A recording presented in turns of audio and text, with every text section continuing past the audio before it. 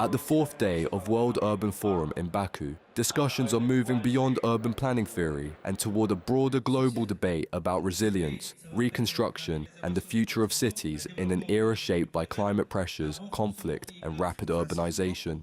Global discussions increasingly focused on how cities can adapt to a world facing climate shocks, conflict, displacement, and rapid urban growth. One of the biggest urban challenges facing cities worldwide today is how to modernize rapidly growing urban areas without sacrificing their cultural identity, heritage, and sense of community.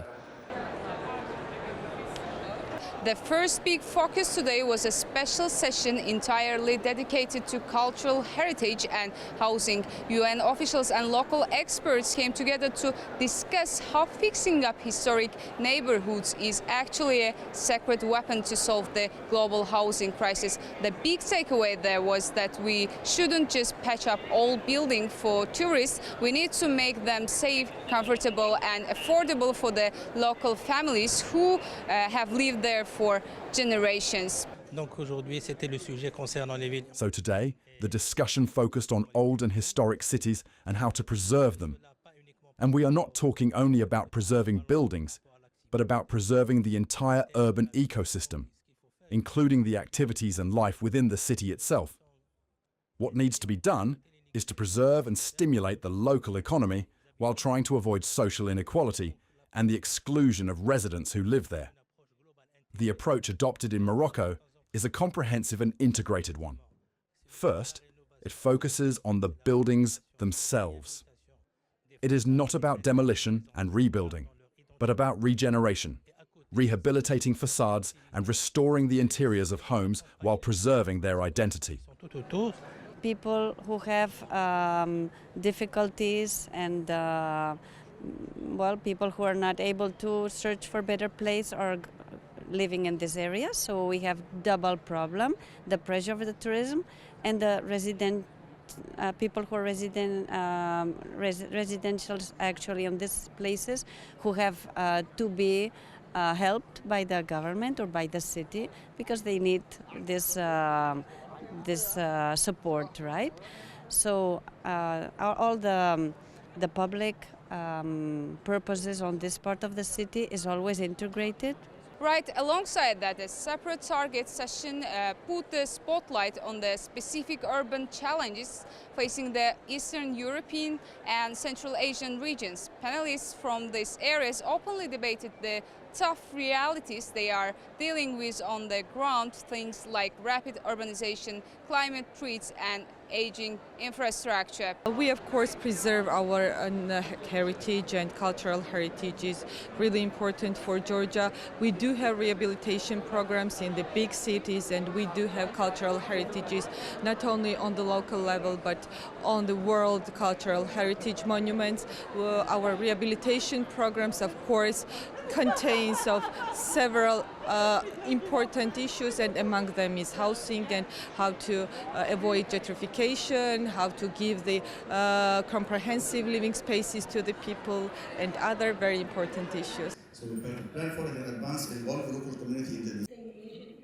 Parliamentarians, policymakers, urban planners and private sector representatives gathered throughout the day to discuss possible solutions with a strong emphasis on practical implementation rather than long-term theoretical planning. One question shaped the discussion: how can global commitments on housing become real action on the ground? Participants pointed out to several growing challenges: rising housing costs, housing shortages, rapid urban growth, and the increasing impact of climate change. It was mainly for us to share our experience as a country on housing. Our constitution, the Republican Constitution of South Africa, states that government has a responsibility to provide adequate housing. So this is not just a passion on our part, but it's a constitutional mandate, and parliamentarians have a responsibility to ensure that they hold the executive accountable in ensuring that this constitutional mandate is then fulfilled. Of course, we've built over 5 million houses, and we've created more than 5 million other opportunities which are related to housing. We've got a myriad of programs that talk to housing. We give free houses, we provide social housing, we also give service stands, so there are many opportunities. We try to rebuild by power of our parliament and by volunteers, and we have also a huge organization of volunteers which called Dobrobat. It's around 50,000 people, volunteers who do renovation, rebuilding of houses, shelters for children, and hospitals, rebuilding hospitals, etc. For regular people without any money. We just take materials and try to find materials and renovate our infrastructure. I'm looking forward for growing this panel because we saw that each parliamentarian is speaking about their concerns. For example, in Mexico City, our big concern is water. So for me, it was important to speak about that because without water, you do not have dignity at your home, if you don't have tap water to your house. A separate dialogue at the forum focused on one of the fastest growing urban challenges worldwide, the expansion of informal settlements and slums. The approach we have taken is a balanced, protecting on one hand citizens' rights and social needs, at the same time strengthening legal discipline, safety standards and responsible land governance. Very often policymakers and governments are faced with an issue of, on one hand, you have a lot of shadow economic activity associated with these type of housing and settlements, but on the other hand, you do need funding. So what would you do? Are you really going to close the jobs and reduce contract economic activity to solve the problem? That's in a way a vicious circle. During a session titled Housing as a Frontline Climate Solution, experts examined how urban development and housing policy can help cities respond to climate risks while remaining affordable and inclusive. Participants discussed examples of low-carbon and climate-resilient housing already being implemented in different parts of the world, alongside efforts to strengthen local communities against environmental pressures. This session was really particular in the sense that it created the link between climate issues and housing issues and how interconnected they are.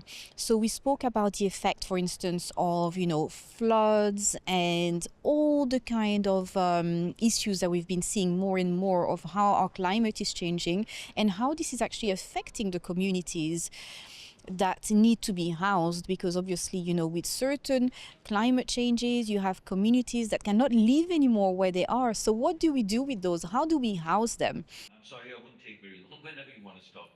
Living condition there is... Here I am representing the EBRD Green Cities program. So this is a program that spans EBRD's countries, and it was set up in 2016 in the wake of the landmark Paris Agreement to support cities to become more green and sustainable. We use these nice jargon words such as resilience and sponge cities and I don't know what all, nature-based solutions. But what is the nature-based solution? Nature for whom? And solutions for whom? And I think if you put the person for whom you're seeking those solutions at the center stage, you'll get everything down. That's one part. Two, I think this entire conversation that at this Baku forum, and I give a lot of credit to His Excellency, the President of Azerbaijan, because he is now one of the world leaders, if not the world leaders. He basically at COP took a very strong position. He's hosting all of us.